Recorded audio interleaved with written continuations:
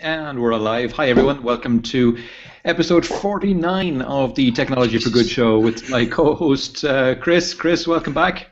Thanks very much, Tom. Thank you for having me. Gee, 49. 49, I know. It's amazing, isn't it? What's time go? That's excellent. Well done. Give a quick introduction to yourself there, Chris. Yeah, Chris Kernahan. I am an SAP mentor, and I specialize in just general technology and cloud, and just having an opinion is usually a good start. Cheers. Good, because I don't have any. No, not at all. Not at all. Not even one. All right, we've a ton of stories this week, so we'll plow straight into them. There's two climate ones for a change this week. We normally start normal thing. We start with climate-related stories, bit of bad news, and then we head on into the good news. So the first climate-related story is this one, and it's the fact that despite what you might think reading the news about the northeastern United States, in fact, January 2015 was the second warmest January on record. The only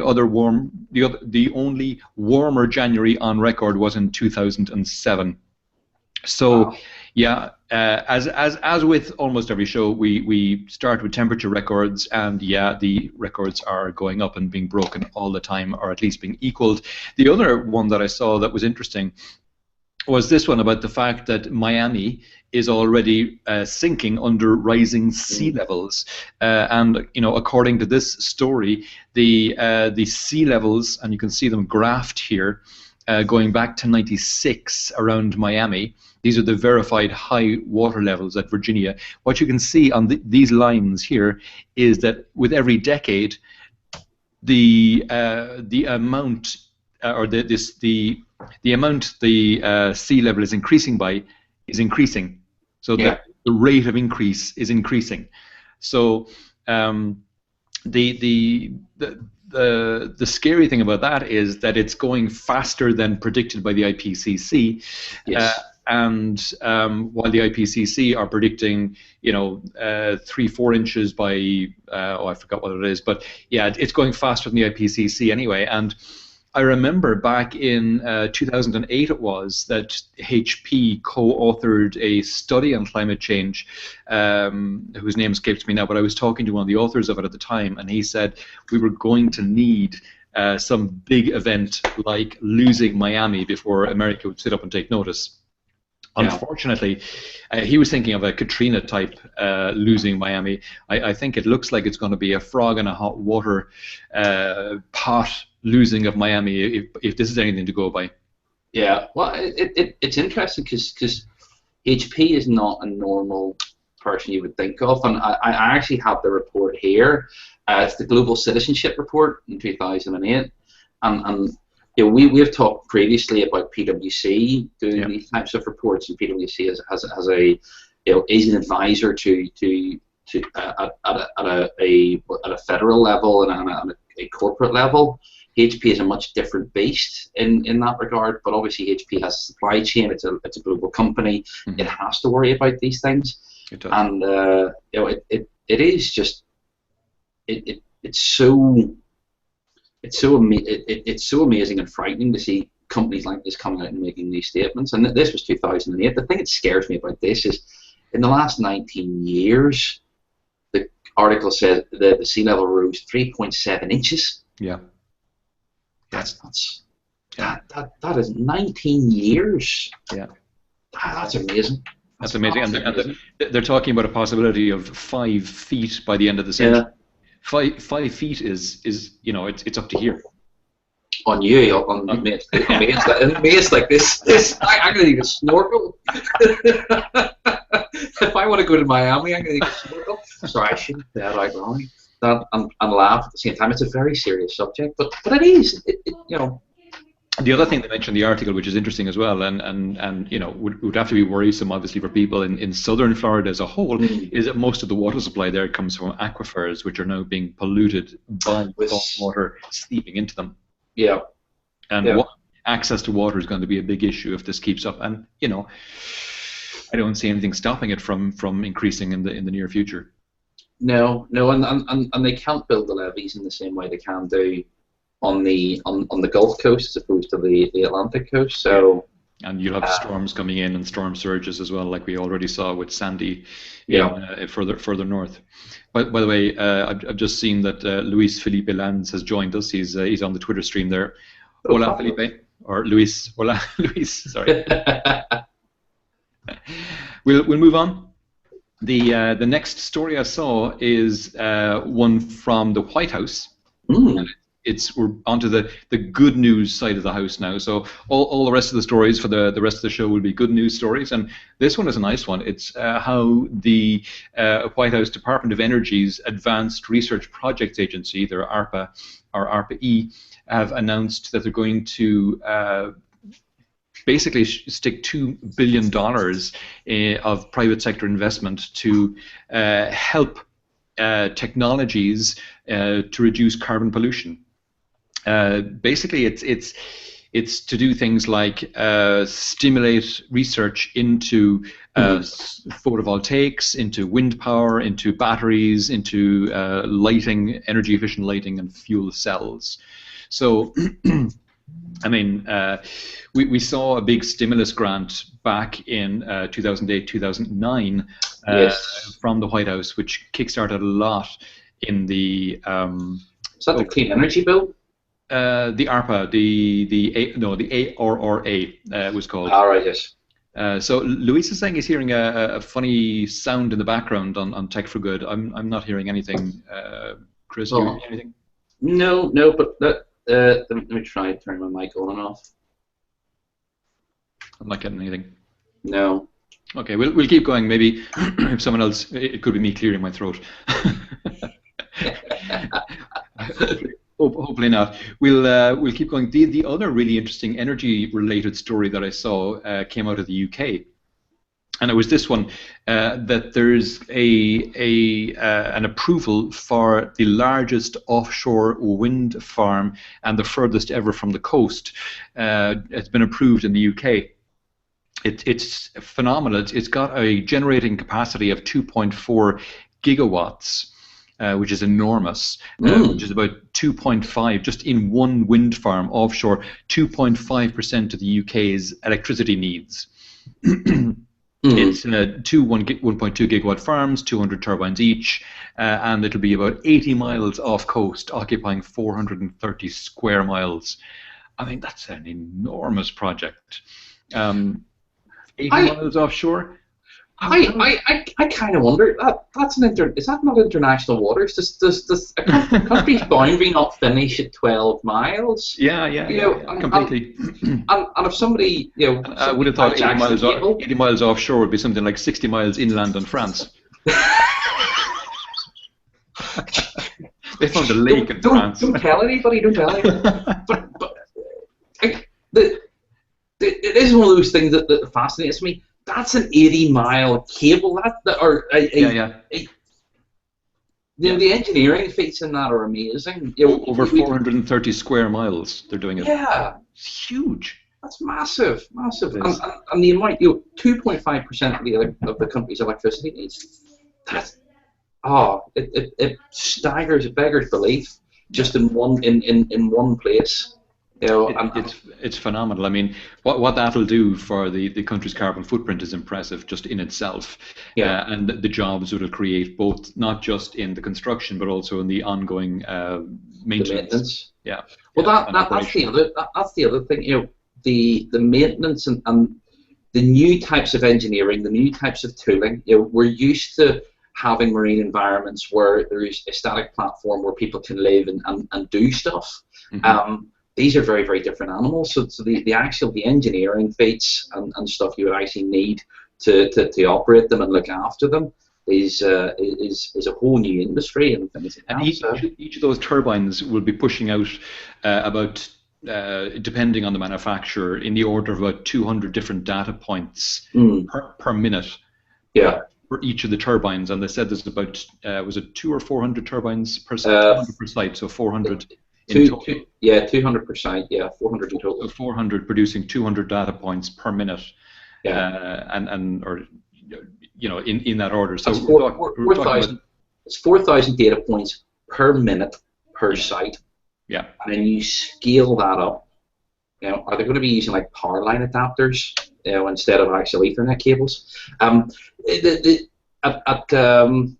was at an SAP event recently, and they were using drones. Oh, cool. And SAP HANA and image recognition to actually to inspect the turbine, and they could use image recognition to determine the health of the turbine on the outside. So if you had a damaged airfoil on the turbine, it could actually recognize that automatically without a human's intervention and actually book repair jobs and things like that. But you know, the initial data came from the telemetry, so it was, you know. Is that online anywhere? I'll see if I can dig it out. It might have been at FCOM, or it may have been at TechEd. I have a funny feeling it was FCOM, but I think it's not just the reason I'm asking is because Eclipse have asked me to be the keynote speaker at their Eclipse Con Europe event in June in Toulouse, and the topic I'll be speaking on is IoT and energy. So something like that would be fascinating to throw into the talk. Oh yeah, absolutely. Sue's saying the sound's going bye-bye. I saw that. Yeah, that's good stuff. So it obviously wasn't on Luisa's side. It was even though we couldn't hear it, it was being broadcast, but it's gone. So we don't need to concern ourselves too much anymore about it. We'll plow on, and the next one is me giving myself a bit of a plug. Oh. Which I just did about the talk, but beyond that. This is a blog post I wrote during the week. Yes. And I wouldn't bring it up if I didn't think it was important. Basically, the blog post talks about a couple of the announcements that we mentioned about Apple in the last couple of weeks. Yeah. Things like they're investing $840 million in a 130 megawatt solar farm to make all of their retail outfits, their headquarters, their manufacturing facilities, and their data centers in California carbon neutral, all powered off renewables directly. So not buying renewable energy certs or anything, direct from renewable resources. So that was the first big announcement out of Apple. And the other really big announcement out of Apple was their supplier report, supplier progress report.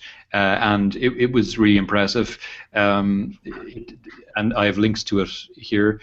And here, so there's highlights at this link, and there's the full PDF here, and the links for all the stories are in the notes on the Google event page.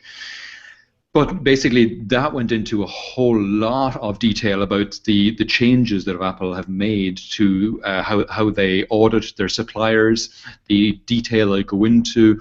They did 633 audits in 2014. They found 16 cases of underage labor at 6 different facilities.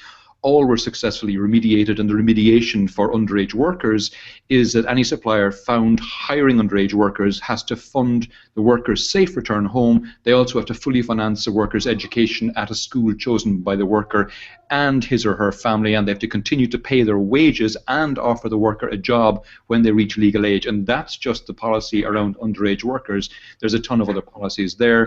They published their code of conduct, their supplier responsibility standards, their conflict mineral standards, their smelter suppliers, their top 200 suppliers. They publish all their remediations, etc., etc. The amount that Apple are doing around transparency is just phenomenal. Do you know the thing I love about that more than anything else is actually the way they're obviously structuring their data internally.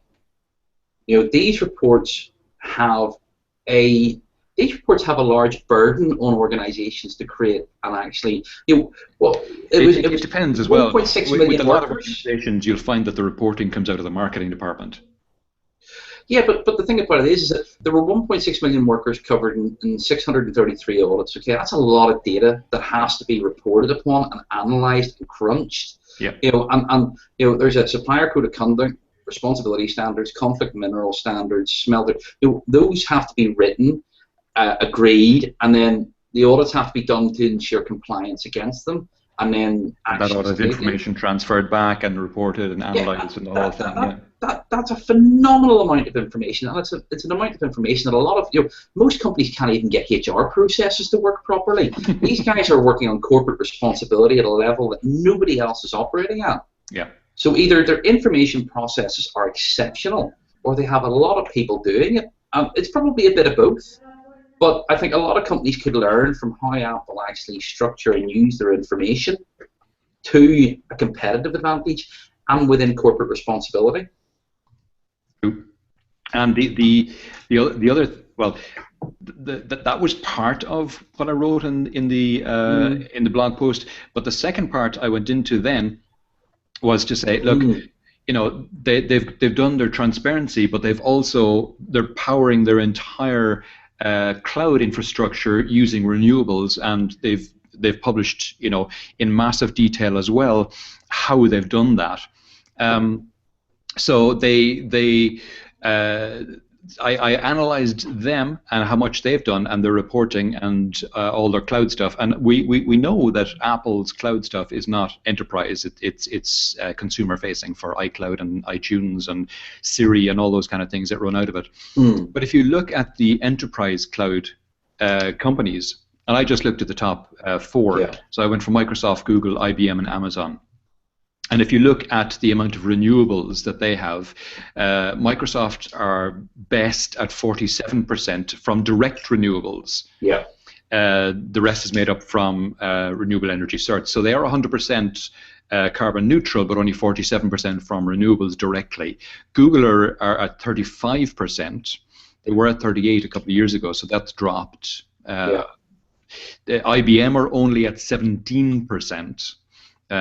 And that 17% doesn't include SoftLayer, which they don't report on, which is very disappointing. And then Amazon, God knows, because they don't report on anything. So the second column over here is the transparency column, and I say Apple are excellent, Microsoft are good, Google are okay, IBM are good in terms of transparency, and Amazon are obviously abysmal. You couldn't have. I can think of a better word than that, but you probably couldn't. We've got people like Susan Keown listening in, so yes, we can't be using. We're in polite company. Exactly, we have a lady. We probably have quite a few ladies listening. That's. So what I said in the final paragraph, I said, look. Taking into account last year's historic deal between the US and China on carbon reductions and the upcoming Paris Climate Change Conference in December of this year, where there's likely to be binding international agreements on carbon reductions, this will inevitably lead to increased requirements for CO2 reporting from the supply chain. Therefore, including the percentage renewable energy as one of the factors when choosing a cloud provider would be a good idea. Yeah, as pointed out to me on Twitter, this guy, Thought Criminal, said, look, if the point is Microsoft, IBM, and Amazon are getting spanked by Apple on green and labor issues, I think it's spot on. Yeah. But because what he was saying there is that Apple aren't really an enterprise player, but I said, look, you can always go with green cloud. They're Icelandic-based. They build themselves as a drop-in AWS replacement, and their electricity is 100% renewable. They've got all the AWS APIs, so you could just drop straight into them if you're on AWS already. I have one question for you. Sky, the broadcaster in the UK, for years has billed itself as being carbon neutral since the mid-2000s. And I don't know if you know the answer to this. Are they renewable or are they using credits? Because let's face it, Sky is not, the News Corp is not exactly what you would call some people refer to it as an evil organization. So when you have an organization like that who is actively pursuing carbon neutrality, and and you have people like Amazon and IBM and Google who can't manage it on 100% renewables. I would be interested to know how Sky are doing, whether it's renewables or credits. I think a lot of it's renewable. I don't know is the short answer. I'll have to look into it. I suspect if they're buying electricity off the grid directly, then they're buying renewable certs, because in the UK it's very difficult to buy, because almost all electricity in the UK is delivered from the grid, which is obviously a mixture. So unless you've got your own generation on site, it's difficult to be fully renewable in the UK. So they're probably buying credits. So damn, I thought I had an argument against Amazon there. If another evil corporation can manage 100%, then you know, and be transparent about it. It would be interesting to know for next week if they are. I've set you in action, Tom. I've given you homework. Good. By the way, Luis has asked a question. He wants to know, he's pointed to a Forbes article saying, I haven't clicked open the article, but I'm reading the title here, why don't we put solar panels in the Sahara Desert as a source of electricity? And it's actually a good point. Oh, I've just noticed as well, Susan Keown's dropping in comments there, but I'm missing them because for some reason they're not showing up in my Tech for Good stream. Anyway, sorry, we'll go back to Louis' question. So Louis' question, why don't they put solar panels in the Sahara? There are proposals to do that, and it probably will happen. The biggest issue is transferring it from the Sahara to where it might be used. You can use a high voltage DC cables to do that, which are quite efficient in transporting electricity. So I imagine that will happen. You also have to find somewhere politically stable in North Africa, which isn't always the easiest. Yeah. I mean, Libya is after falling apart now. It's in a state of civil war completely. Yeah. You might go for Algeria or Morocco, I guess, which are reasonably close to southern Spain. There is another reason, and it's to do with the actual, because it's one of the problems that Elon Musk has in Sun City outside in Nevada.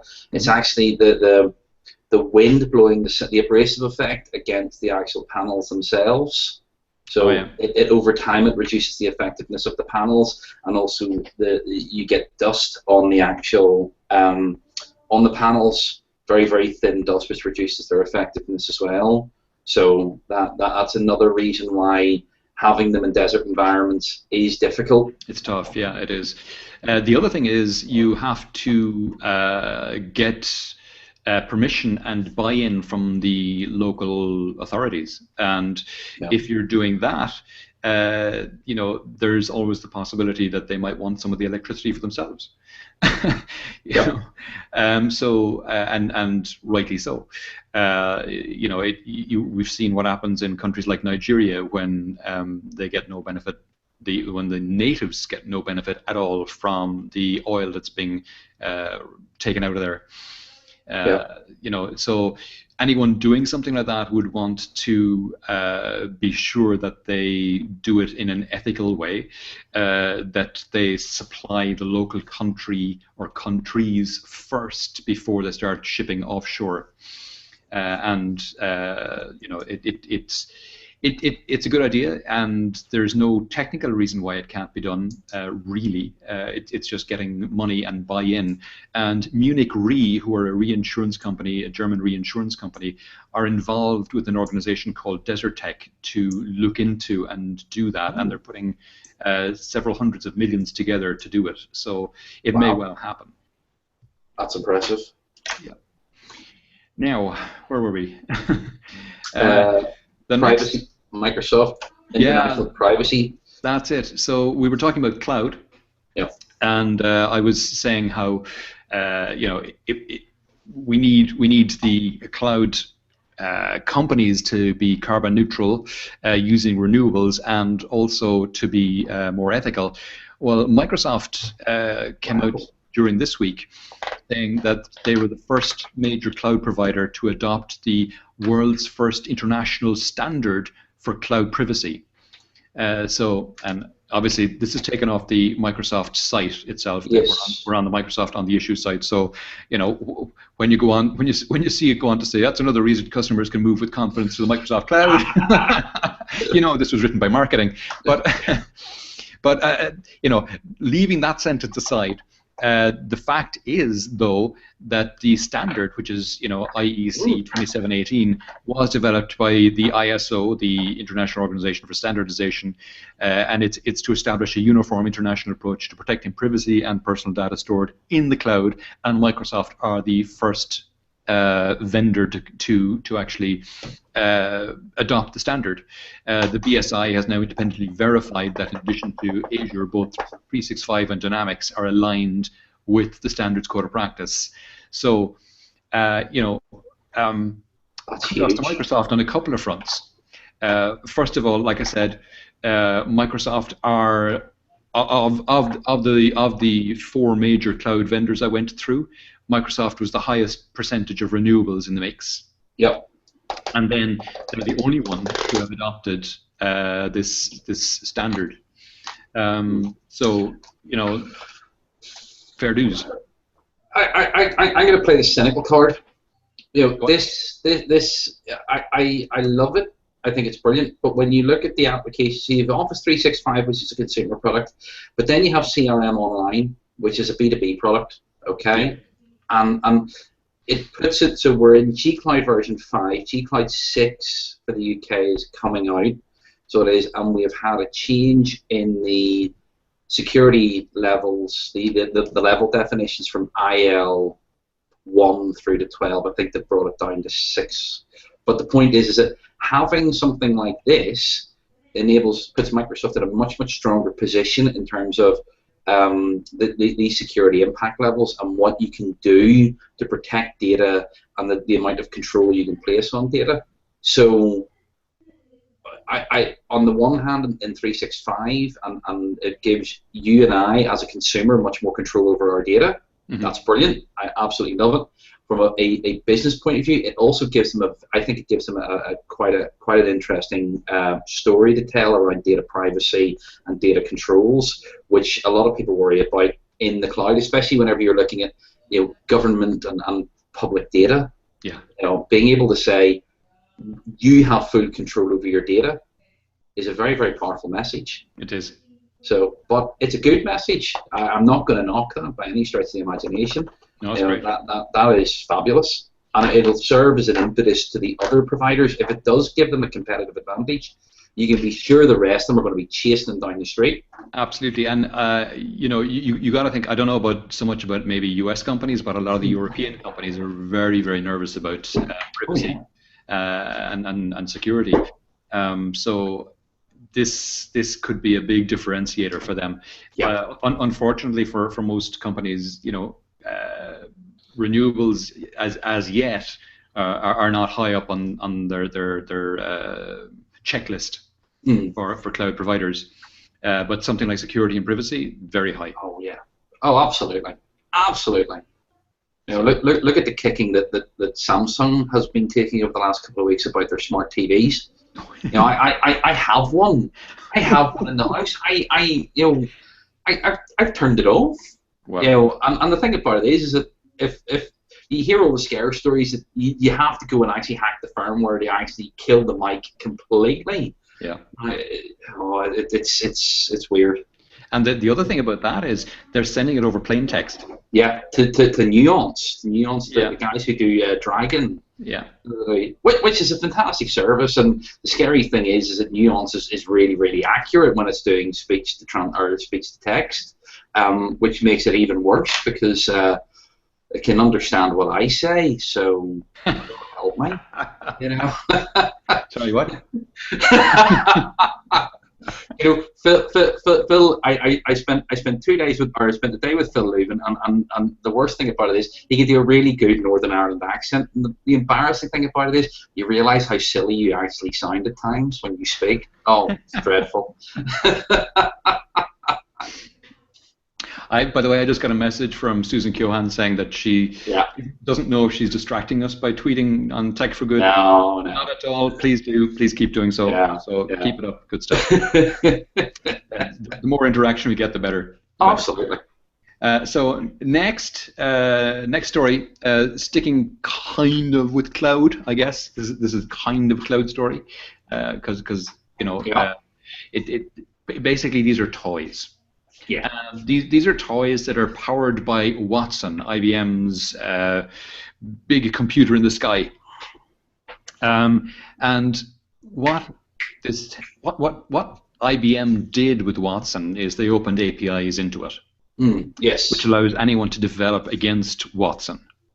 And this company, Elemental Path, decided, okay, we're not going to do the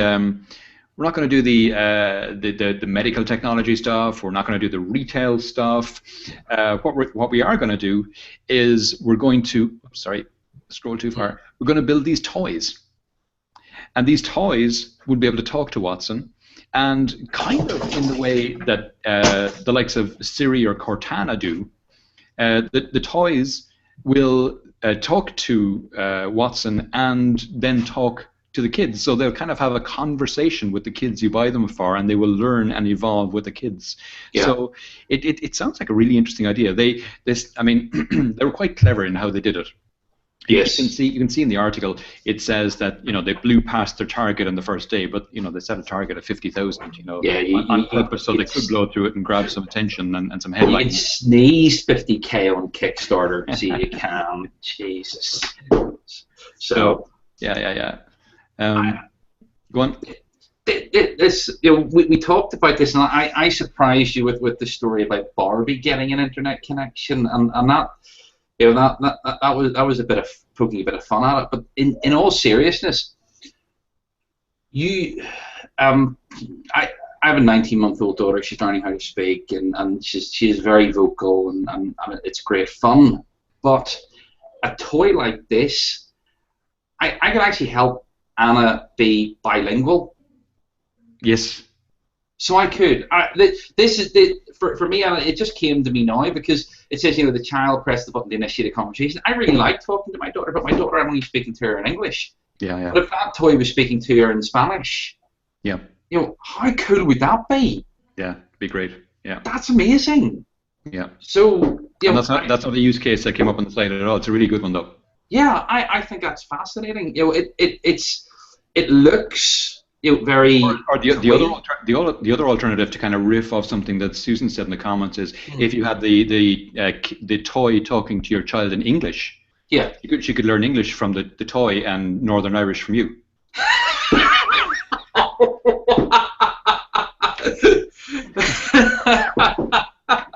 Absolutely. Oh, you're a bad man, Tony. But yeah, it just came to me, and that would just be fantastic. Yeah, absolutely fantastic. Louise has asked, do we have any green energy at home? I saw that. Yeah, so the short answer to that, Louise, is I live in an apartment block at the moment, so I'm sourcing my energy from Endesa, who are just the local supplier, and they have a percentage of renewables in their mix. So not directly, no, but later this year I'm moving to a house. We've bought a house, or we're in the process of buying a house. Oh, congratulations! That has solar panels on the roof. So not now, but in a few months' time, yes. So that's good news. I'm going to claim that. I'm going to go with Tom on this. Airtricity have a certain amount of renewables, so that's as far as I go. Yeah. Apart from the pets, I've got a little treadmill, and the dog, runs on the treadmill. It's a bit bigger than a hamster and can last longer. But yeah, I'm afraid that's as much as I can do at the moment. So you mentioned an internet-connected Barbie. Oh yes. Go on, tell us about that, because I hadn't read that. Oh well, I to be honest, I haven't actually read that far into it. But from what I understand, it's basically there's a microphone, and the Barbie can interact and store stuff that the kids have said, and talk to the kids, and basically have a two-way conversation with them. So it's one of those interesting ones that Barbie's quite a small form factor, and that's it's interesting to see that level of technology in something like that. So I took a look at it and shook my head and went, really, I can't believe it. And then when I looked a little bit deeper and skimming it, it was pretty cool what they'd actually done. But still, I don't know. I'm right now. I'm conflicted. I have a green dinosaur that's connected to Watson, and that's cool. And then I have an internet connected Barbie, and I think that's really lame. And I don't quite understand why. There isn't really much of a difference. Well, I guess the takeaway from this, if we take a step back from the individual toys for a second and think about it more as an area. So those green dinosaur toys connected to Watson, they're obviously aimed at the, I want to say, 0 to 6 market. Yeah. The Barbie is aimed at probably the 4 to 10 market. Yeah. No, primarily. But there's a whole host of other toys which will also start to be internet connected as well. Everything from Legos right through to God knows what. Do you remember the rabbit, the Nabaz tag, the white rabbit that was internet connected? No. I have one in the other room, and it would do lots and lots of things, but it basically just sat in your desk and it was Wi-Fi connected, and it would say things, and you could get tweets on it and email and read to you. So it was all a little bit strange. But yes, you're right. More and more toys will become Wi-Fi connected. Yeah. We've got some more comments. Apparently, Michael can completely understand what you're saying. I'm not trying hard enough. You're toning it down for the stream, obviously. Absolutely. Uwe says he's 100% green energy on his site, so kudos there. That's good going. Louise is saying that my Gibraltar English with an Andalusian accent is also cool. Gibraltar is what I say to that. ooh, you're angling for a fight there, man. That's dangerous talk. He's a big guy, bigger than you. Don't forget that. I know. And I'm not sure. Susan is saying something about better, lighter fibers too. I presume that's a Barbie reference or something. Yeah. Oh, good point. Yeah, Susan is saying I can't get past that Barbie has schooled generations of women to falsely accept over what to falsely accept as normal. That is a good point. But as I said, take a step back from that and look at it more as a change, a kind of a seed change in the way toys will interact with kids. I mean, we've had kids using iPads and tablets in general, which are internet connected, and how that has changed education for kids in the last 5 years.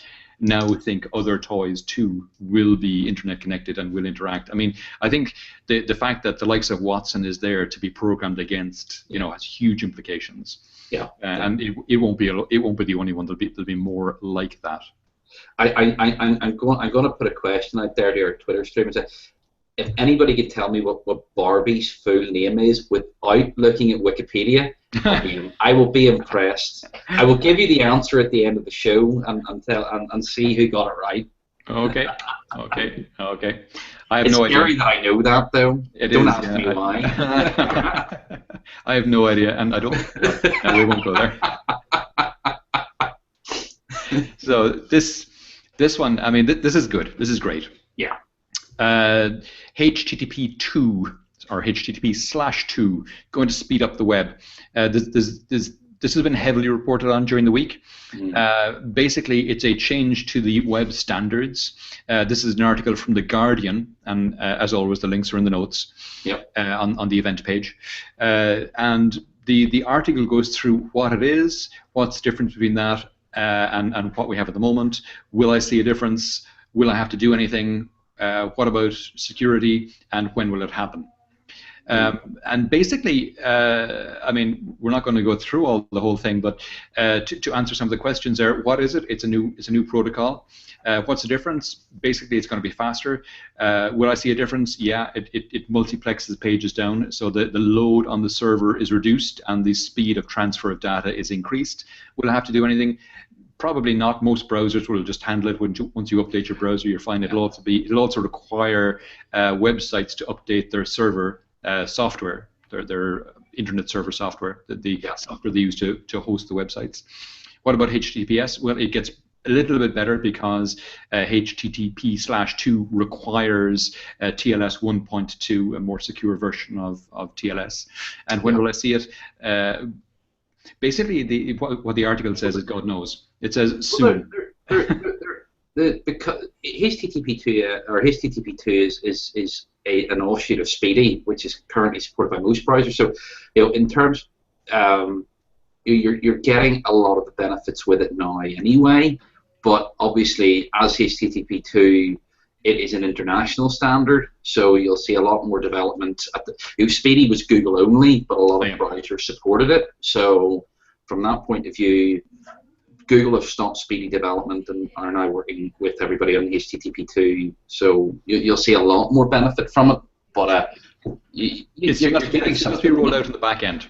Yeah, it is.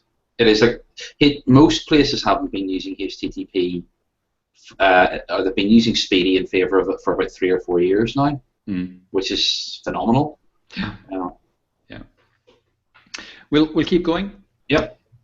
So the next story is about Vint Cerf. Yes. Vint's a lovely guy. I've had a few conversations with Vint. Have you? He looks like a lovely man. He really is. He really is. I did a podcast with Vint back in 2005. I kept in touch with him over the years. Did another couple of podcasts a couple of years later, around 2008. But one Sunday morning, this would have been 2006 or 2007 probably. I was sitting in the kitchen with my laptop open, doing a bit of work, when the next minute Skype pops up, and it's Vint. And he's Skyping me, and he's saying, Tom, I'm trying to figure out how to do video on Skype. Can you try it out with me? So Vint, very first Skype video call was to me. Awesome! I talked him through how to do it. And the reason he was doing it was because he had family in Afghanistan or Iraq or somewhere, I forget. And he wanted to figure out how to be able to call them. So there you go. I taught Vint Cerf how to use Skype video. For anyone who doesn't know... 2 enthusiastic thumbs up for Tom. Well done. For anyone who doesn't know, Vint is the chief internet evangelist for Google, which is a reasonable enough claim to fame, but far more important than that, himself and Bob Kahn were the 2 guys who came up with TCP/IP, the protocol on which most networking and all of the internet operates. Yeah. So the guy is, he's a network genius. He's also a really, really lovely guy to talk to. And I think we need to be really clear here. He invented the internet. Tim Berners-Lee invented, the World Wide Web. So this guy, he built the internet. He built the foundation for the internet. Tim Berners-Lee created the World Wide Web. Yeah, exactly. So anyway, the reason we're talking about him is because he came out with a warning during the week, and it's a very salient one. One that a lot of people might have been kind of taking for granted, and he's talking about how we're in danger of losing vast troves of our data, and there's no real easy answer to how we stop that from happening.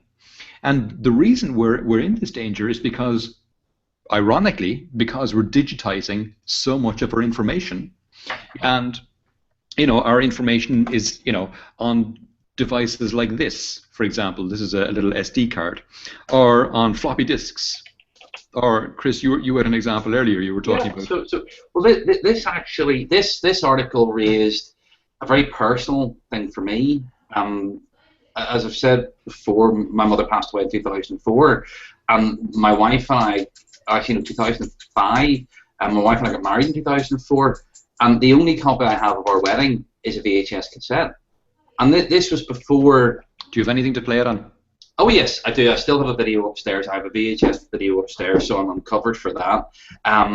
But this was before we had videos on our cameras on our phones which could take video.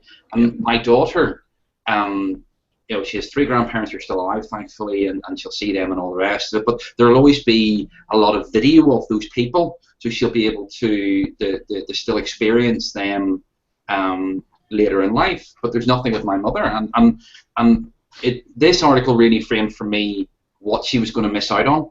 So I got in contact with my father-in-law's cousin, who has a DVD copy of the wedding, and we're going to get it sent over and digitize it, and then it means that when my daughter's a little bit older, she can actually see and listen to her grandmother. Because I was in London at the Startup Focus event, at an SAP Startup Focus event, and I was able to FaceTime my daughter, and she absolutely loves that. So she visually, there's so many things that are accessible for her, and she'll not be able to understand why her grandmother. I mean, I'm in a similar boat. Our wedding is on a VHS as well. Yeah. I don't have a VHS player, so I can send you one. I think I have 2. I'll bring it to Tech Ed. Give it to Tech Ed. I'm sure I'll get one closer to home. But it would be good to have an MP4 copy of it. Yes. For example. But even that, I mean, who says that MP4 will be a standard which is usable in 10 years' time? Or that we'll have applications capable of running it in 20 years' time. Well, that's. I mean, the point that Vint was making in the article was that back in I don't want to say prehistoric times, but even 2,000 years ago, people were writing on stone tablets. Yes, vellum and vellum as well. Yeah. And we still have some of those articles that they wrote on. We're still able to read them. He calls it digital vellum in the article. Exactly. Yes. Whereas stuff written on these kind of tablets, these kind of tablets will be, out of date in 5 years' time. Yeah. And God knows where anything we write on them will be, if it'll be accessible. I mean, I had an aunt, my godmother, Joan. Yes. Apart from my parents, my favorite relative. Apart from my kids, I should say. And your wife. Well, my wife's not my relative, but anyway. Oh, sorry. blood relative. Anyway. Okay. She died in 2004. Yes. And she lived in Rome. And I went over to visit her tons of times, loved her, loved Rome, had a great time. We stayed in contact over email. I had a trove of emails backwards and forwards between the two of us. Yeah. And I was using Hotmail at the time. Oh, dear. Yeah. And Hotmail had a policy that if you didn't log into Hotmail every 30 days, or if there was a 30-day gap between the last time you logged in, all your email was deleted. Shit. And was this before Microsoft? Was this before the Microsoft takeover or after? No. This was long after the Microsoft takeover. Yeah. This was before Gmail came out. Yeah. And when Gmail came out, they gave the email providers a kick up the arse. Yeah. But at the time, I want to say there was a 1 meg mailbox size, the maximum size for Hotmail. And of course, there was that 30-day gap at one point of my logging in, and I lost all my email to my aunt. Oh, and, Jesus! Oh, I was gutted. I got on to Microsoft about it, and they said, "Sorry, nothing we can do." It was infuriating. It was absolutely infuriating. But anyway, these are the kind of things that Vint is warning about in that article. Well, there's one that comes to mind. Just the last point. There was a case of the Northern Ireland Prison Service they were doing stuff on. It was one of the famous loyalists who was murdered in prison, and there was a lot of data they had to recover for the inquest, and the data was only 5 years. It might have been between 5 and 10 years old. Mm-hmm. And they couldn't retrieve it because the media that it was stored on was completely obsolete, and they had nothing left that would actually read the data on the actual tape. It was just horrific. That's very hard to believe, considering the data recovery companies that are out there and the kinds of technologies they have. Well, this was all I remember from the report was that they did not have the the capability to read that actual data on the thing. It didn't later go into details of whether they got it from another source or what. As you say, I'm surprised that nobody could read it, but certainly we have to remember it's part of the civil service, so let's not credit them with an abundance of intelligence or budget. Yeah, we say nothing about the intelligence budget, but yeah, we put in the budget. Yeah, we'll go with budget. They're under-resourced and hard-working. I don't need the prison service knocking on my door. We'll go on. By the way, speaking of storing stuff, Susan has said that it'd be great if she could store up all her snow for the summer. She'd have a wonderful water supply then. But sticking with storage, yes. This was an interesting one I saw out of Switzerland, I think it was. Basically, this was that scientists have come up with a way of storing data using DNA. And I mean, DNA is already a data storage mechanism. Oh, yeah. It's a biological data storage mechanism. And basically, go on. I could lower the tone and talk about how much actual data an egg and a sperm actually have, and it works out. It's something like a DNA. It's something like 3 gig in a DNA strand. Okay. So both an egg and a sperm individually have like 1.5 gigs worth of data stored within them. I can't remember the exact figure, but it's one of those interesting things that you hear. Yeah, and in fact, it'd be slightly more DNA in an egg because the egg contains the mitochondrial DNA as well as the nuclear DNA. True. Anywho. What this story is about is the fact that they've found a way of using DNA to encode digital data, not just biological data, but digital data. And the reason that that's interesting is because it's incredibly hardy. So they simulated it being stored for a long time. They heated it to a temperature between 60 and 70 degrees centigrade, which is roughly about 100 degrees Fahrenheit, I think, for 1 month. And at the end of the simulated centuries, they were still able to read the original data from the DNA. Wow. So it's, and I mean, we've seen already, the ability to read DNA from mammoths and things like that, that are thousands of years old. So this shouldn't be that surprising that it is quite a hardy mechanism of storing information. Yeah, and it's incredibly compact as well, as you say, in the 1.5 gigs per egg or per sperm. I've just done a quick search for it. There's a difference of opinion. QI. Say it's 37.5 meg. Oh, sorry, the dog's going nuts. Sorry. And Wikipedia is saying it's something like 2 meg. Even still, that's pretty good. That's still pretty good. Yeah. Okay. We'll push on. Your dog's getting excited there. Yeah. I'll be back in 2 seconds. Okay, no worries.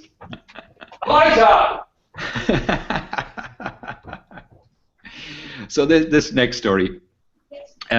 British banks are starting to secure their applications with Touch ID.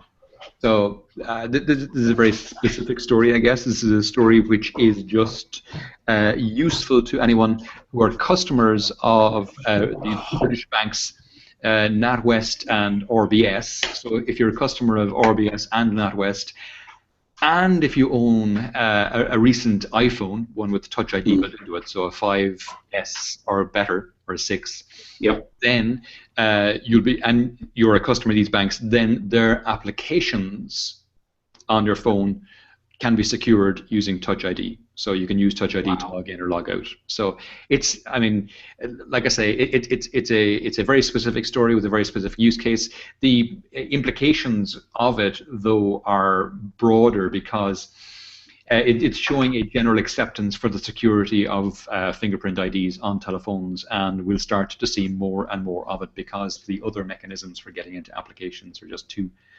onerous, typically, for a lot of people.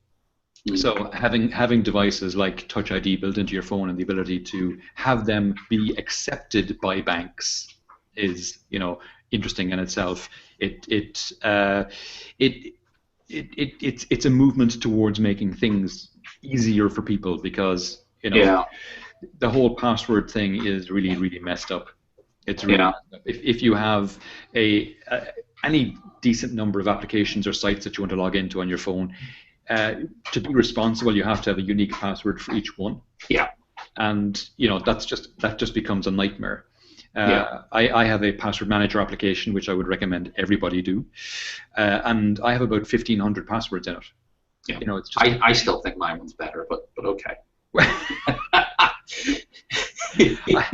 I'm not naming names. I'm saying password manager application. Yeah, I know. Well, we have talked about these in the past. We have, and there's no huge difference between them. Some are good, better at some are better at other things. So any of these things have their pluses and their minuses, and any password manager application is better than none. So if you don't have a password manager application, go out and get one, for God's sake. The thing I find interesting about this is... The main ones are the two main ones that I think you and I are using. You're using LastPass, and I'm using 1Password. And those are the two main password manager applications, and they're both extremely good. Oh yeah, they are.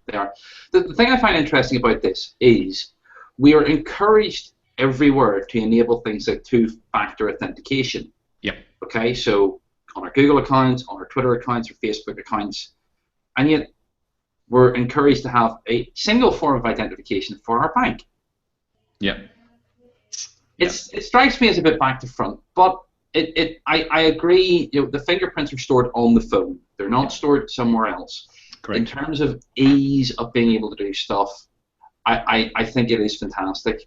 I do think it should be layered with, whenever I'm banking on my phone, if I'm doing a transfer to a new person or to accessing from a new device, I've given a challenge and response. So I am, and then randomly at the time I'm given challenges and responses as well. And I have a little card. What I'd like to see is a text message.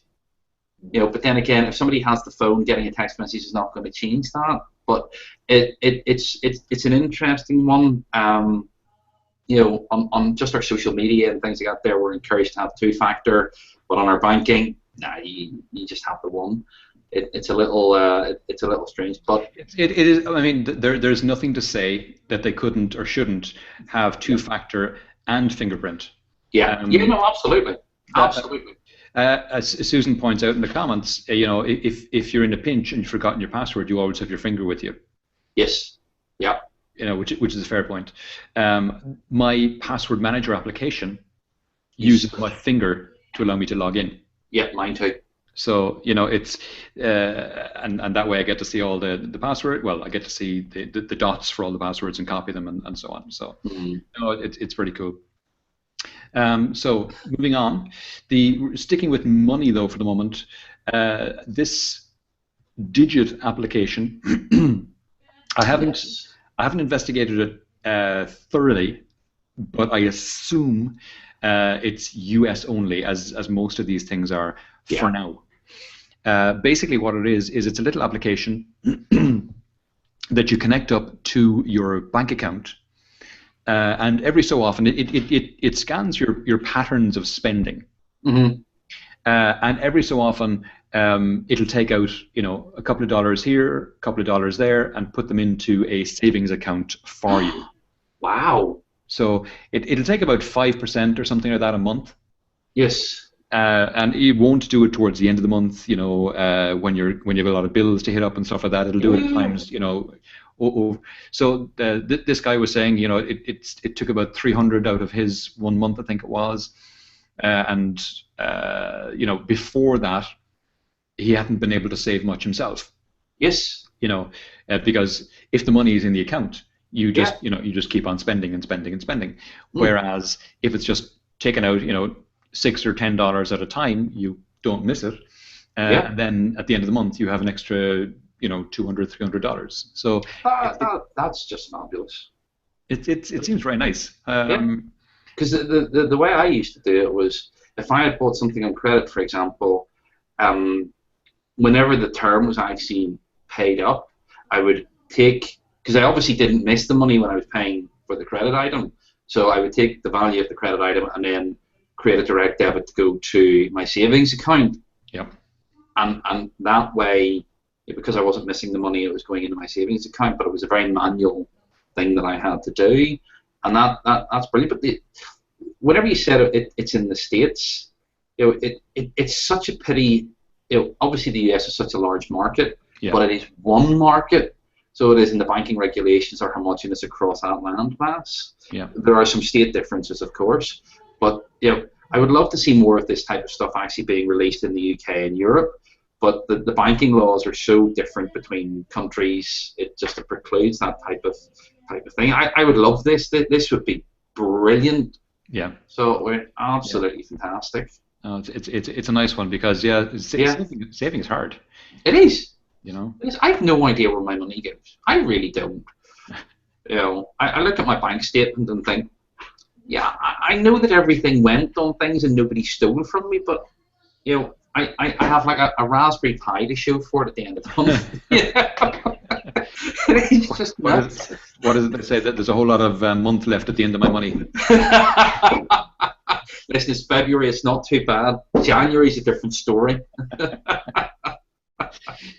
So Jamie Oswald just posted a picture in tweet stream of a finger with a cut on it and a kind of a frown face. Only Jamie could do that. Although to be fair, he was egged on by Sue. Yeah. Sue, that's your fault. We'll move on. So this one I thought was, I mean, we've had conversations before about the new Microsoft and how under Satya Nadella they've become a far more open organization. Well, this is more of it again. We're seeing, and again, this is, take it with a bucket of salt if you want, because it's on the Microsoft site. This is the Office Blogs site, but they're talking about the fact that they've a special partnership with Dropbox, and now things like on the iPad and iPhone, Office Online, and things like that, you can save to iCloud, not just Dropbox or OneDrive. I don't know if they've said anything about Android in this, but so far in any of these announcements where they've announced integration with Dropbox, or where they've announced versions of their applications for iOS, they've also announced versions of their applications for Android either simultaneously or a few days or a couple of weeks later. Yeah. So you now have Android versions of Office, Android versions of OneNote, all free. And iOS. This announcement was about iOS specifically, and about native cloud storage for, as I say, iCloud plus Dropbox plus Box, and the ability for others to build in as well, because they've opened APIs around it. Yeah. So, and like I say, this is iOS at the moment, but I assume if they're not doing the same for Android, or if they haven't announced the same for Android, they will very shortly. So, sorry, go on. I was just going to say it speaks to the new openness that that Nadella is bringing to Microsoft, and it's phenomenal to see. It's a huge change from Ballmer's day, and it's great. Yeah, no, absolutely, and I think it comes down to the recognition, or the recognition that Microsoft exists in a much broader ecosystem. So it does, and because of that, it can't afford to do everything itself. It's not even the fact that it can't do everything itself, it simply can't afford to do everything itself and compete on so many different fronts. Yep. It's not a desktop world anymore. It's desktop, mobile, cloud world, and there's just too many things to compete on, and the best way to do it is to be open.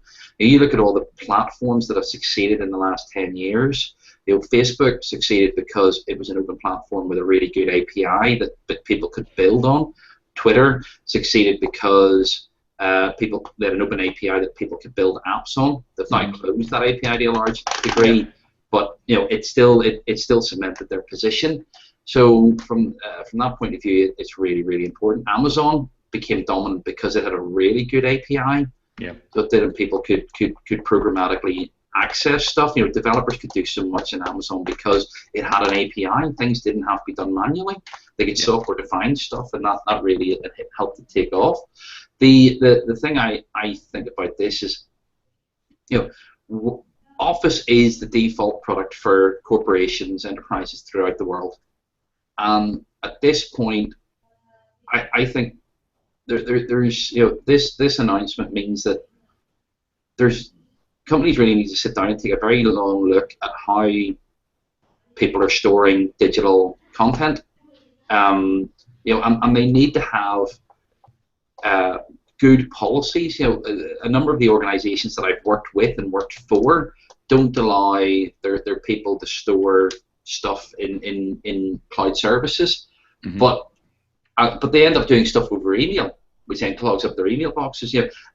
As we move into a mobile world and we're doing stuff, like on the Surface, Surface is effectively a laptop killer, but it doesn't have enough storage, so you need to use cloud services. So I think a lot of enterprises are really going to have to sit down with Microsoft and Apple making these types of announcements of with iOffice and Office 365 and their tight integration with cloud services.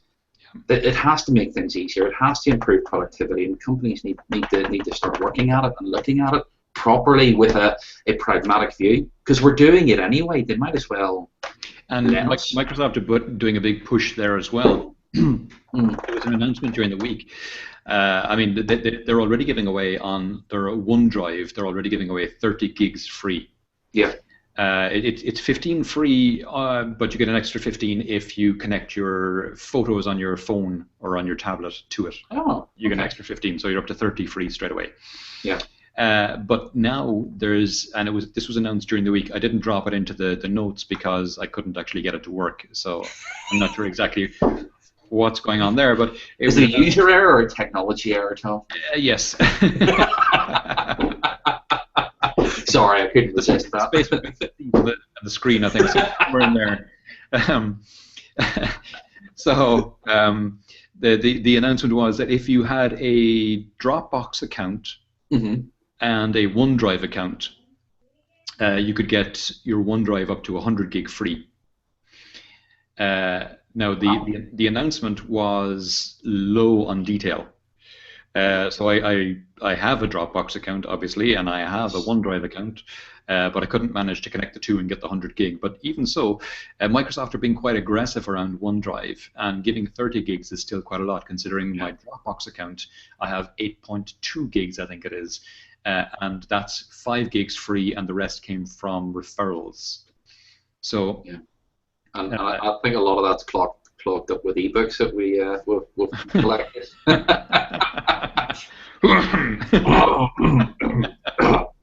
Sorry, clearing my throat there. Say nothing. Yep.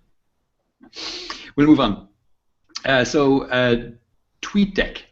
Oh yes. This was a cool one. TweetDeck, and TweetDeck is a client app for Twitter, for anyone who doesn't know, and it's owned by Twitter.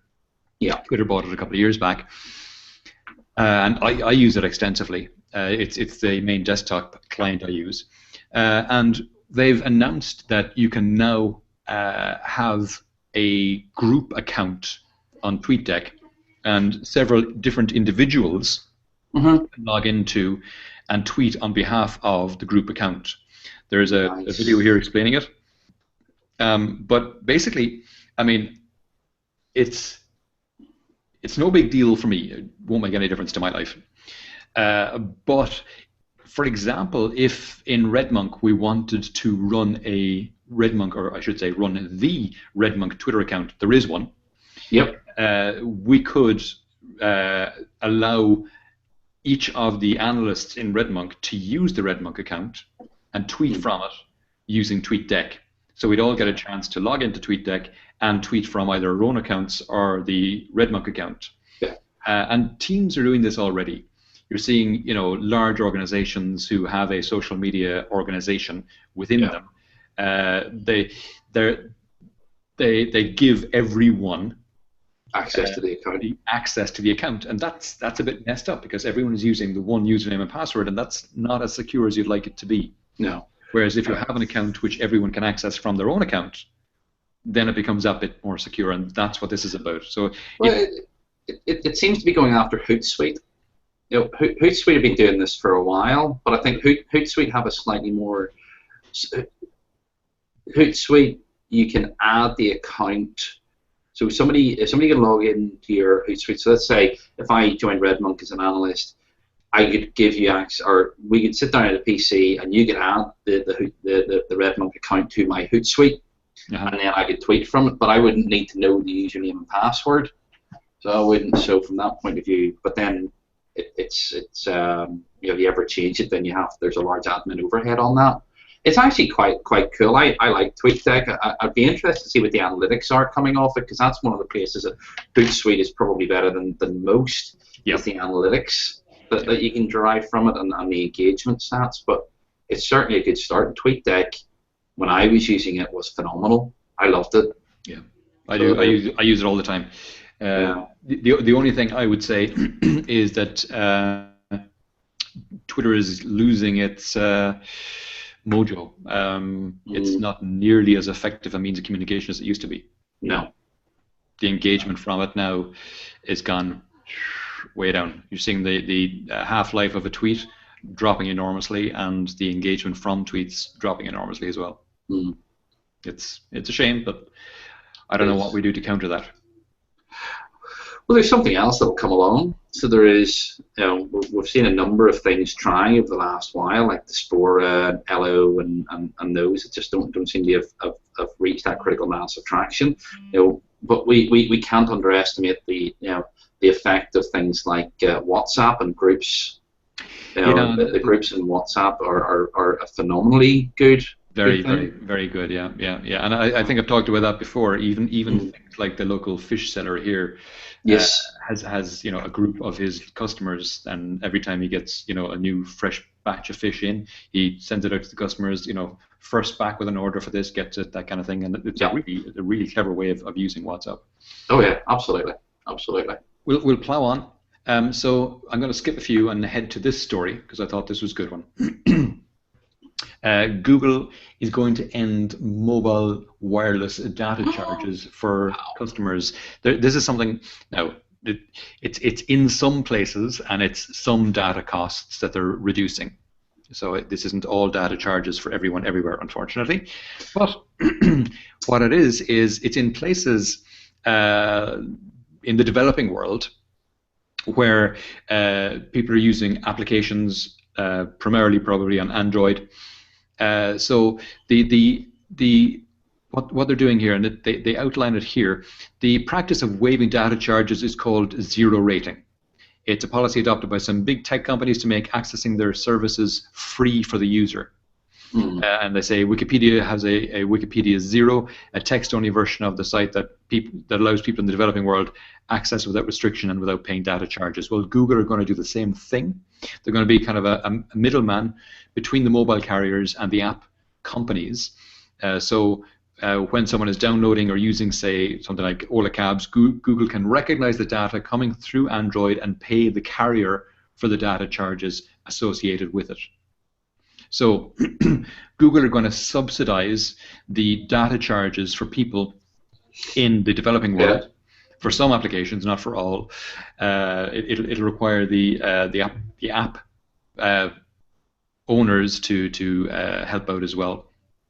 But basically, the bottom line is they're making it easier for people in the developing world. And one of the points that it makes at the end of the article is very true.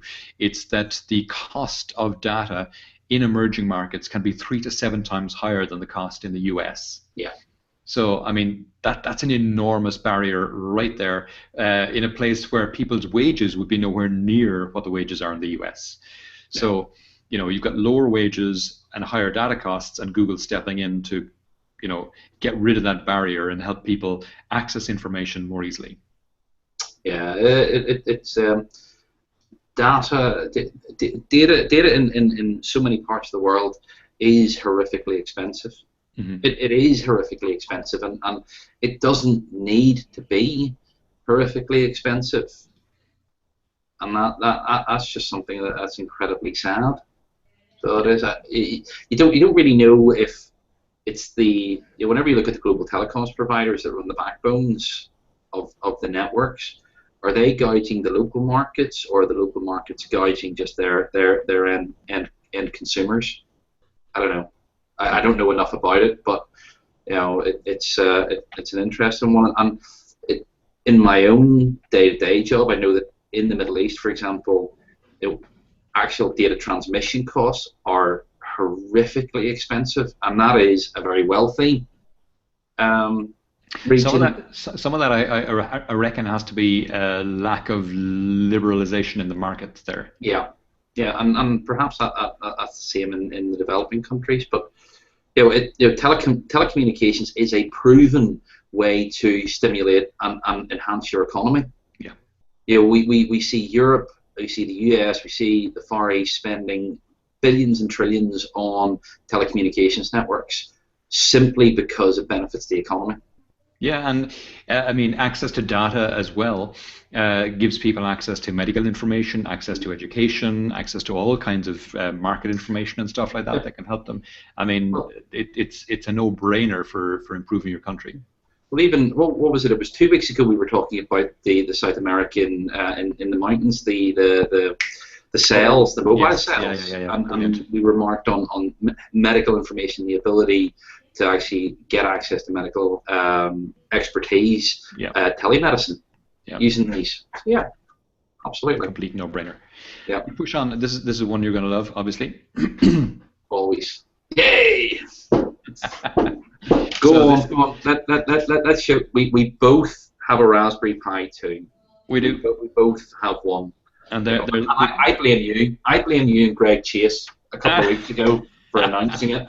So that sorry about that. So the Raspberry Pi 2. Yep. They say it's $35.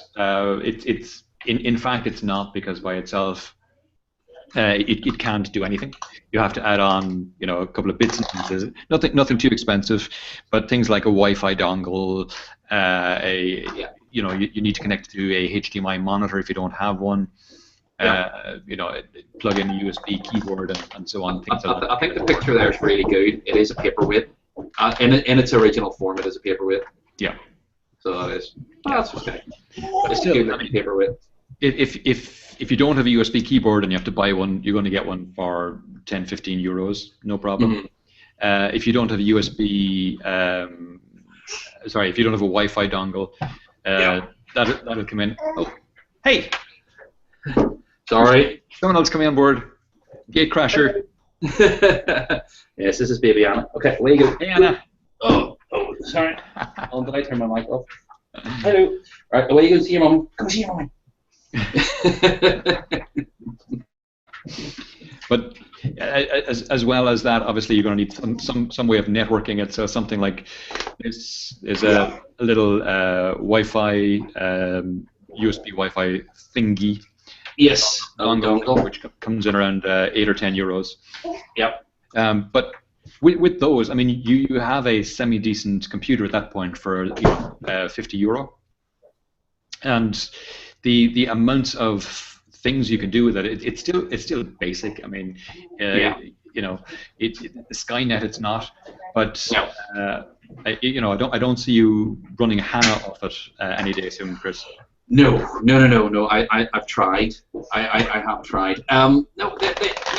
But at the end of the day, the things you can do with it, the IoT applications you can run with it, you can run, and you can run Minecraft on it, which we've talked about before, as Minecraft being an educational tool for kids and being able, you can run Scratch on it as well natively, which is just fantastic. So I think and you can run a brilliant media center on it. So it's one of those things. I have 3 now. I have one running a VPN server, I have one running a media server, and I have the new one which is going to run my IoT stuff. And it's low power. I can leave them on all the time and just do stuff with. One of the cool things I realized very early on was I have one of these little dongle thingies of connectors, and if I don't have a HDMI monitor, but I have a TV, and almost every modern TV, and mine isn't that modern, it's 2008. Almost every modern TV has a USB out. Yeah. So you can use this, plug it into the USB out, and then use the micro USB in to run your device. You don't need any power. You're running it from the power of the TV. Yeah, exactly. So, you know, it's right there. That's one less cable. I mean, you run it off the dongle, but. That actually confused the hell out of me for a long time. I'll put my hand up because I was using a powered USB on the original Raspberry Pi A and couldn't work out whenever I took out the micro USB plug that the device was still powered on, and it did take me a wee while to work it out. I'm not that bright sometimes. It's dreadful. Not to worry. Anyway, this story basically it talks about the new Raspberry Pi 2, the one that shipped a couple of weeks ago. Yeah. And it's just a nice review of it. It says, you know, it's a $35 computer that can do a heck of a lot, and they go through you know, the device itself and what it actually can do and potential use cases for it. So for anyone who's interested in Raspberry Pis or IoT or anything like that, you know, there's a couple of nice links out of the article, and it can be a good starter. And the Raspberry Pi 2 itself as a device, you know, is an easy enough device to get into for this kind of area. Do you know how many they have sold of the Raspberry Pis in total? It was 5 million they announced during the week. Yeah, that's during right. the week. 5 million. It's amazing. Yeah. It's really, really good. We've couple of more stories to go. IFTTT, speaking of IoT, IFTTT have launched 3 new apps to automate photo sharing, tasks, and notes, and they rebranded the main app If. So just it's easier to say If than IFTTT. Oh, yes. The article goes through the three different apps that they've launched. One is Do Button, another is Do Camera, and then the third is Do Note, and these are kind of simplified apps that do things. Each one is a separate app that, you know, they have their own uses for. The next story, the next to last, second last story, penultimate story. HP is launching a new line of networking gear, which is running off open source software. And this is a huge departure for HP because they've always been proprietary. Like Cisco, they've always been proprietary with their networking, and HP are a big networking company. They've been producing networking equipment for a long time now. Yeah. So to see them make that shift, and I gotta think, I mean, I don't know this for a fact, but we announced on this show Facebook's open source networking gear. Yes. That they launched a couple of weeks ago, and I gotta say that has to have been a bit of a push for this. HP are seeing the move towards open source, and they're kind of saying, well, everyone's going that way, we got to jump in there fast before we start hemorrhaging market share. Well, look at Google have manufactured their own networking equipment for years. Yep. Facebook are obviously there with the Open Data Center Initiative. This has been a long time coming because, let's face it, the third largest consumer of x86 chips or servers is Amazon. And Google. I can't remember which way around it is. I think 3 and 5 are one of those two companies. If you then scale that to networking equipment as well, they're creating their own networking kits. Then they're not giving money to Cisco or HP or Juniper.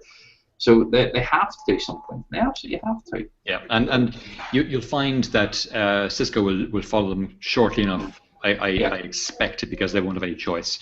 Yeah. One of the things that you see regularly in the news now, is how home routers and modems are vulnerable to hacks. Yeah. And that worries me because The modem I have here is a fiber one that's supplied by my ISP. Yes. I don't have any access to it. Yeah. I can't install OpenWRT on it. Oh, can you not? Oh, okay. No, because it's not mine, it's theirs, and it's for their fiber protocol, and it requires all their closed crap. Yeah. And the thing is, this is Movistar, who are the largest player in Spain. Yeah. Part of Telefonica. So if I were to do a conservative guess, I mean, there's 30 million people in Spain, 35 million people in Spain. Mm-hmm. Let's say Movistar owns 50% of the households. So let's say they own 10 million households. Yeah. Let's say that they've got those fiber devices in 2 million households in Spain. That's yeah. Maybe even if it's only 1 million in Spain. Yeah. And there's a fault in them. Let's say. I mean, I don't know that there's a vulnerability in them. Yeah. Yeah. That's people are starting to. I mean, the malware manufacturers, the hackers. I don't say hackers because that's crackers. Let's say. Yeah. They're starting to use botnets composed of routers and home networking devices now. Yeah. And it's because you can't put open source software on them, and there are vulnerabilities on them, and they're just being exploited as that now. They are the next botnet device, basicly. They're mini computers. Yeah, no, they are, because they're using off-the-shelf chips. They're using ARM chips. So they are, or they're using Qualcomm chips, which I just think are based on ARM anyway. They are.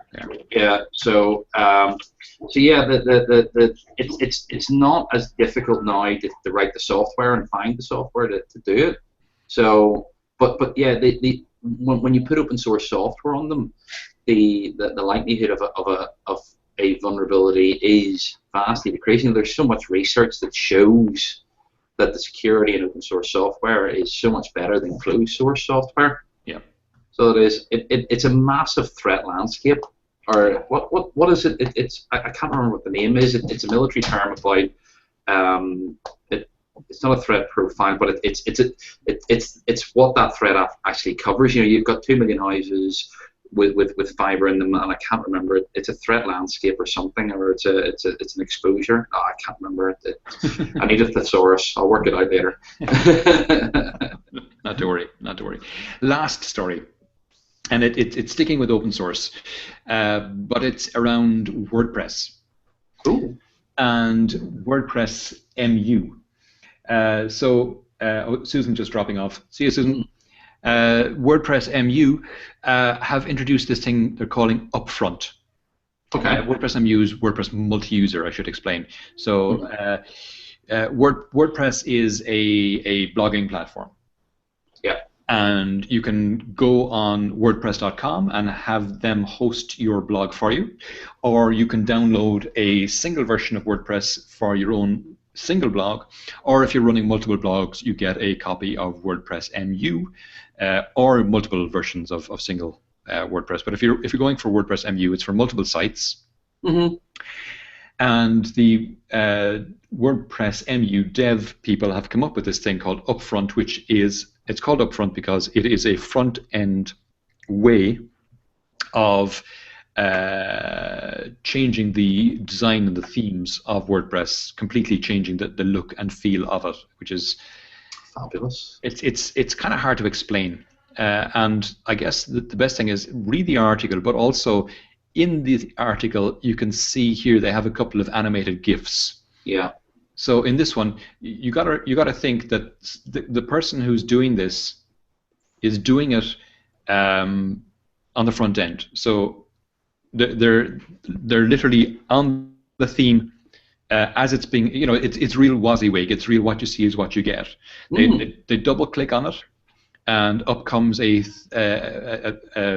tab on the left hand side with things you can drag in, like text boxes, and image boxes, and you change the colors. It just basically it makes the editing of the look and feel of a site much easier. Yeah. Much easier. Yeah. It's really impressive. You can drop in maps, and in this one, in the mapping one, you just type in the address. You change the size of the text box, throw in change the appearance of the text box, and then draw another box, throw in a map. It asks you for the address, you throw in the address, it maps the address for you. All you do is type in the address and it maps it for you. Boom. That's brilliant. Because do you know what's actually going through my head right now? Because I'm very unhappy with my service provider at the moment, and I'm actually going to change. And I had toyed with using one of the Raspberry Pis as a web server, because I have a domain, and I can use OpenDNS to route to my IP address here at the house quite easily. So this is actually something that I could use and download and have a completely custom blog, but still use WordPress. Because WordPress it's so easy to use. It's very good. It is, platform. Yeah. The interesting thing is, so if I click on the link here, we can go straight to this. This is a demo version of it, for example. Yeah. So this is the blog. And up in the top right, there's a customize theme using upfront link. I just give a single click on that. It brings down the software to do it. Takes a couple of seconds. And then when that loads up, it allows me, you can see over here now on the right, I've got YouTube, tabs, like box, gallery image. I can drag one of those in, or I can just straight click on the website and change the text. So when you double click on text, you can make it bold, you can make it a link, you can make it bullet points, you can center it, you can put in icons, and that kind of stuff. You can edit it completely. Down here again, you just double click and you see that when I double click on the word, you see that it is a link. When I click on the link, it comes down here to tell me what the link is. I can change it. I can say no link. The images, the images themselves. You can click on any of the images and edit those. Swap in other images, and it's all just double click on anything to change its attributes. Fabulous. Yeah, it's amazing. It's really simple to use. Anyway, that's it. Sorry, we've gone a bit over time. I'm not sure. Just a little bit. We're useless. Oh, well. We are. But it's good fun, Tom. That's the point. It is good fun. And I thoroughly enjoyed the interactivity this week with Sue and Louise. That was fabulous. Thank you, guys. Yeah. Thank you very much indeed. Over that, guys. Okay, we'll call it. That's it for this week. We'll be back same time next week. Thanks for your time. Thanks for your interest, everyone, and have a good week. Yep. Cheers. Bye-bye.